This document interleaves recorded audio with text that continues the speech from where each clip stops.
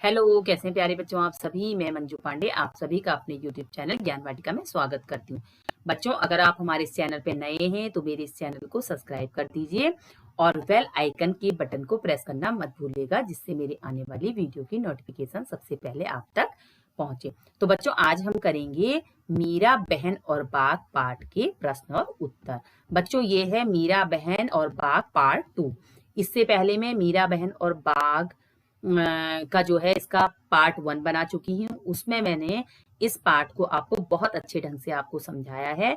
तो उस वीडियो का लिंक आपको इस वीडियो के डिस्क्रिप्शन बॉक्स में मिल जाएगा, आप उसे यहाँ से देख लीजिएगा। तो चलिए स्टार्ट करते हैं वीडियो। प्रश्न और उत्तर कहानी से। कहानी में बाघ को खतरनाक जानवर बताया गया है। नीचे दी गई सूची में सबसे खतरनाक चीज तुम्हारी समझ में क्या है और क्यों? चाकू, बिजली, टूटा हुआ कांच और आग। वैसे तो बच्चों देखिए सभी खतरनाक हैं। चाकू भी खतरनाक होता है, कभी कभी उससे भी हमारे हाथ वगैरह कट जाता है। बिजली तो होती ही खतरनाक है, यहाँ तक कि कभी कभी तो इससे किसी की जान भी चली जाती है। टूटा हुआ कांच भी खतरनाक होता है। लेकिन इन सभी चीजों में सबसे खतरनाक आग है। यह एक जगह लगती है तो पूरे घर में फैल सकती है। इससे सब कुछ जलकर राख हो सकता है। तो वैसे तो हम किसी भी चीज का उपयोग करें, हमको हमेशा सावधानी रखनी चाहिए और सावधानी के साथ ही हमें हर कार्य करना चाहिए। दूसरा है बच्चों, मीरा बहन की बात सुनकर गांव के लोगों को निराशा हुई होगी। उन्होंने मीरा बहन से क्या कहा होगा, सोचकर गांव के लोगों की बातें लिखो। अब हमको बच्चों इसमें अनुमान लगाना है कि जब मीरा बहन ने बाघ का पिंजरा बंद कर दिया था और गांव वालों को पिंजरे के अंदर बाघ नहीं दिखाई दिया, तो उन्होंने मीरा बहन से किस तरीके से अपनी नाराजगी व्यक्त की होगी, तो वो हमको अपनी भाषा में लिखना है। तो गांव वाले मीरा बहन से बहुत नाराज हुए होंगे। उन्होंने मीरा बहन से कहा होगा कि आपने यह ठीक नहीं किया। ऐसे खतरनाक जानवर के प्रति दया दिखाना मूर्खता है। बाघ कभी भी आपके आश्रम पर भी हमला कर सकता है। यदि बाघ कभी भी किसी जानवर या आदमी को ले गया तो उसकी जिम्मेदारी आपकी ही होगी। गेम खतरनाक है या नहीं? गेवली गांव के आसपास के जंगलों में बाघ जैसे खतरनाक जानवर भी रहते थे। तुम्हारे हिसाब से नीचे लिखे जंतुओं में से कौन कौन खतरनाक हो सकते हैं, उन पर गोला लगाओ।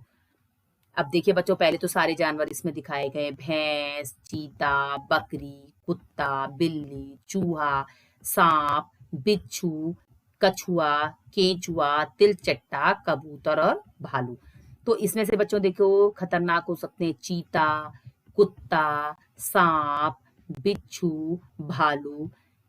दूसरा प्रश्न है, जिनके नाम पर तुमने गोला लगाया है वे कब खतरनाक हो सकते हैं?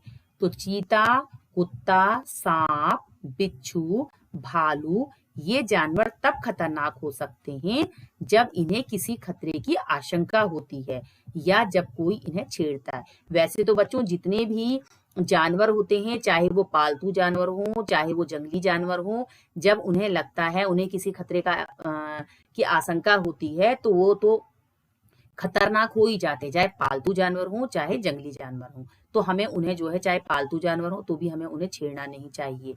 दूसरा है पिंजरा। चूहा पकड़ने का पिंजरा देखकर बताओ कि वह अपने आप कैसे बंद हो जाता है और एक बार कैद हो जाने के बाद चूहा उससे बाहर क्यों नहीं आ पाता। तो बच्चों चूहे का पिंजरा तो आप सभी ने देखा होगा, जिसको साधारण भाषा में हम चूहेदानी कहते हैं। तो वो तो ज्यादातर बच्चों ने देखा होगा। तो देखिए चलिए देखते हैं उसमें चूहा कैसे फंसता है। चूहे का पिंजरा जालीदार होता है। उसमें एक दरवाजा होता है जिसका रास्ता एक टीन की पत्ती से बना होता है। यह टीन की पत्ती एक तार से नियंत्रित होती है और तार का ऊपरी जो हिस्सा होता है वो पिंजरे में लगी रोटी से जुड़ा होता है। चूहा रोटी के लालच में जैसे ही दरवाजे की पत्ती पर आकर रोटी के टुकड़े को खींचता है तो तार हिलता है और झटके से दरवाजा बंद हो जाता है और चूहा उसमें बंद हो जाता है। गांव वालों ने बाघ को पिंजरे में बंद करने की योजना बनाई थी। किसी आजाद पशु या पक्षी को पिंजरे में बंद करके रखना सही है या गलत? क्यों? तो किसी आजाद पशु पक्षी को पिंजरे में बंद करना गलत है। आजादी सभी को अच्छी लगती है। सभी चाहते हैं कि वह अपना जीवन स्वतंत्रता पूर्वक व्यतीत करें। हमारी तरह ही पशु पक्षियों को भी स्वतंत्र रहने का अधिकार है। क्यों और कैसे? अपने मन से सोचकर लिखो, ऐसा कैसे किया होगा? अब बच्चों यह है कि बाघ की खबर पूरे गांव में फैल गई, कैसे फैली होगी? अब देखिए, गांव की आबादी कम होती है, सभी लोग एक दूसरे को जानते हैं, भाईचारा भी लोगों के मध्य अच्छा होता है, इसीलिए बाघ की खबर तुरंत ही सारे गांव में फैल गई होगी। दूसरा है, लोग मीरा बहन के पास पहुंचे क्यों? तो लोग मीरा बहन के पास अपनी परेशानी बताने गए थे। उन्हें विश्वास था कि मीरा बहन उनकी परेशानी का कोई ना कोई हल अवश्य निकाल लेंगी। तीसरा है बच्चों, पिंजरा बिना बाघ के बंद हो गया कैसे? तो पिंजरा बिना बाघ के ही बंद इसलिए हो गया था क्योंकि मीरा बहन ने रात में ही उसे बंद कर दिया था। उन्हें ये लगा कि जो है किसी भी जानवर को, चाहे वो जानवर जंगली हो या खतरनाक ही क्यों ना हो, लेकिन उसको धोखे से हमें बंद करना नहीं चाहिए। उन्हें जो है जानवरों से विशेष लगाव था, इसीलिए उन्होंने जो है रात में ही जाकर पिंजरे को बंद कर दिया था। अब है बच्चों, बकरी कहे कहानी। सोचो, अगर यह कहानी बकरी सुनाती तो क्या क्या बताती? उसकी कहानी मजेदार होती ना। बकरी अपनी कहानी में क्या क्या बताती? तो बच्चों, बकरी बताती कि उसे कैसे बाघ का चारा बनाकर पिंजरे के अंदर बांधा गया। वह बाघ के बारे में सोच सोच कर डर से कांप रही थी, लेकिन मीरा बहन ने सही समय पर आकर उसकी जान बचा दी। बच्चों, जब अपनी मृत्यु से हर कोई डरता है ना, तो बकरी को लगता कि भाई बाघ आएगा तो मुझे खा जाएगा, तो इसीलिए जो है वो डर से कांप रही थी। चलो पकड़ें। गांव वालों ने बाघ को पकड़ने के लिए एक योजना बनाई थी। कक्कू के घर में रोज बिल्ली आकर दूध पी जाती है। कक्कू की मदद करने के लिए कोई योजना बनाओ। तो बच्चों, कक्कू की मदद के लिए क्या योजना बनाते हैं? चलिए बनाते हैं योजना। गांव वालों की तरह कक्कू को बिल्ली पकड़ने के लिए एक पिंजरा बनाना पड़ेगा। उसमें कटोरी भरकर दूध रख देंगे और जैसे ही बिल्ली दूध पीने के लिए पिंजरे के अंदर आएगी, पिंजरे का दरवाजा झटके से बंद हो जाएगा और बिल्ली पिंजरे में बंद हो जाएगी। अब है बच्चों पहाड़ से आगे। प्रश्न 1, ये सभी चित्र किसी एक व्यक्ति से जुड़े हुए हैं, पता करो कौन है। बच्चों, पहचाने आप ये किस व्यक्ति से संबंधित चित्र हैं? तो चलिए पता करते हैं। सबसे पहले आता है बच्चों, देखिए चरखा। ये चरखा किसका है? ये सब जो ऊपर वस्तुएं बताई गई हैं, ये जुड़ी हुई है बच्चों महात्मा गांधी जी से। ये सारी वस्तुएं किसकी हैं? महात्मा गांधी जी की हैं। ये है महात्मा गांधी जी का चरखा, जिस पर वो सूत काता करते थे।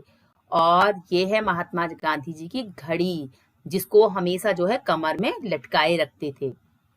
तीसरा है महात्मा गांधी जी के 3 बंदर, जो कहते थे, क्योंकि महात्मा गांधी कहते थे कि न बुरा देखो, न बुरा सुनो और न बुरा बोलो। तो ये है महात्मा गांधी जी के 3 बंदर। ये है महात्मा गांधी जी की खड़ाओं। बच्चों, ये लकड़ी की बनी होती है और इन्हें पैरों में पहनते हैं। ये है महात्मा गांधी जी का चश्मा और ये है छड़ी।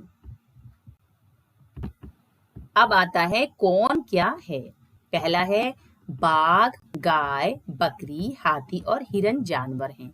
नीचे लिखी हुई कुछ चीजें क्या हैं? खाली जगहों में लिखो। तो बच्चों, जैसे ऊपर ये दिया गया है बाघ, गाय, बकरी, हाथी और हिरन जानवर हैं, इसी तरीके से नीचे कुछ शब्द दिए हैं, आपको बताना है कि ये क्या है। अब देखिए, जैसे अगरतला, अल्मोड़ा, रायपुर, कोच्चि, बड़ोदरा। बच्चों, ये हैं जगह के स्थानों के नाम हैं ये, ठीक है? ये हैं आपके नगर। दूसरा है जलेबी, लड्डू, मैसूर पाक, कलाकंद, पेड़ा। ये पता है आपको, इन्हें तो आप पहचान गए होंगे जरूर, है ना? ये हैं मिठाइयाँ। उसके बाद है नर्मदा, कावेरी, सतलुज, ब्रह्मपुत्र, यमुना। ये क्या है बच्चों? नदियाँ। उसके बाद है बरगद, नारियल, पीपल, चीड़, नीम। ये है बच्चों पेड़। गेहूं, बाजरा, चावल, रागी, मक्का। ये क्या है? अनाज। और है कुर्ता, साड़ी, फिरन, लहंगा और कमीज। ये हैं वस्त्र या कपड़े। कोयल कूकू, बकरी में, प्रश्न है बच्चों, जानवरों की बोलियां तो तुमने सुनी ही होंगी। कोयल की बोली को कैसे कूकना कहते हैं और मक्खी की बोली को भिनभिनाना। वैसे ही अन्य जानवरों की बोलियों के भी नाम हैं। नीचे दिए गए खाने में एक एक जानवर के नाम हैं, दूसरी तरफ बोलियां। ढूंढ निकालो कौन सी बोली किसकी है। बच्चों जैसे हम बोलते हैं ना, ऐसे ही जानवर भी बोलते हैं, उनकी भी अपनी अपनी बोलियां होती हैं, लेकिन ये है कि उनकी बोलियां वो ही आपस में समझते हैं। तो देखिए जानवर हैं जैसे भैंस, घोड़ा, हाथी, बकरी, शेर, गधा, गाय, कुत्ता, इन सब की भी बोलियां होती हैं, जैसे मिमियाना, रंभाना, चिंघाड़ना, हिनहिनाना, रेंकना, रंभाना, भौंकना, दहाड़ना। अब देखिए हम ये देखेंगे कि कौन सी बोली किसकी है। अब देखिए बच्चों, भैंस क्या करती है, भैंस रंभाती है तो उसकी बोली को कहते हैं रंभाना। और घोड़ा क्या करता है, वो हिन हिनाता है तो उसकी बोली को कहते हैं हिन हिनाना। हाथी क्या करता है, चिंघाड़ता है तो उसकी बोली होती है चिंघाड़ना। और बकरी क्या कहती है, मिमियाती है तो उसकी बोली को कहते हैं मिमियाना। और शेर क्या करता है, दहाड़ता है तो उसकी बोली को कहते हैं दहाड़ना। गधा रेंकता है तो उसकी बोली को कहते हैं रेंकना। गाय रंभाती है तो उसकी बोली को कहते हैं रंभाना।